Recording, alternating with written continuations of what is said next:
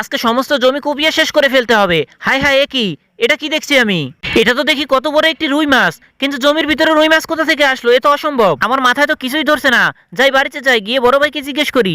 আসল মাছ হলে বড় ভাই খুশি হবে, আমরা এটা রান্না করে খেয়ে ফেলবো। এই নাও জমির কাগজ, এই সমস্ত জমি আমি বিক্রি করে দিব। আমার ছোট ভাই পাগল হয়ে গেছে। কিন্তু আরে ভাই, তোমার ভাই যে পাগল হয়ে গেছে এটি তো প্রমাণ করতে হবে। বন্ধুরা, এরপর কি হলো দেখার আগে তুমি আজকে নামাজ আদায় করেছো তো? নামাজ আদায় না করলে অবশ্যই করে নিও, কেননা নামাজ ছাড়া কোনো গতি নেই। আর এই নামাজের দাওয়াতটি ভালো লাগলে একটি লাইক করে অবশ্যই চ্যানেলটি সাবস্ক্রাইব করে দিও। প্রমাণ না করতে পারলে কিন্তু সমস্যা হয়ে যাবে, আমরা কিন্তু ফেঁসে যাব। আরে ভাই, তোমরা কোনো চিন্তা করো না, আজকেই আমি এটা প্রমাণ করে দিব। তোমরা শুধু যাও, বড় সাহেবকে নিয়ে আসো। আচ্ছা ঠিক আছে, তাহলে আমরা চলে যাই। আরে বড় ভাই, তুমি এখানে কি করো? এই দেখো, আমি জমি খুঁড়তে গিয়ে কত বড় একটি রুই মাছ পেয়েছি। আরে ভাই, এটা তো খুব ভালো হলো, তাড়াতাড়ি গিয়ে এটা রেঁধে ফেলো, বিকেলে মেহমান আসবে।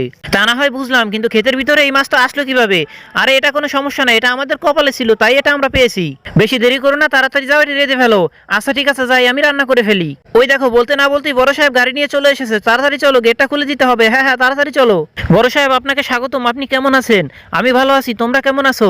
চলুন চলুন, ঘরে গিয়ে কথা বলি। বড় সাহেব, আপনি এখানে বসুন, এখানে বসুন, আমরা এখানে বসি। তা না হয় বসলাম, কোনো সমস্যা নাই, কিন্তু তোমার ভাইয়ের অনুমতি ছাড়া কিন্তু আমি এই সম্পত্তি কিনতে পারবো না। বড় সাহেব, আপনাকে যে কিভাবে বলি, আমার ভাইটা পাগল হয়ে গেছে, তাকে চিকিৎসা করানোর জন্যই আমার এই টাকা দরকার। তা না হয় বুঝলাম, কিন্তু আমি কিভাবে বুঝবো তোমার ভাই পাগল হয়ে গেছে? ও আপনার সামনাসামনি আসলেই সেটা আপনি বুঝতে পারবেন, আপনি কোনো চিন্তাই করবেন না। এরপর কি হলো দেখতে চাইলে পার্ট 2 লিখে কমেন্ট করো।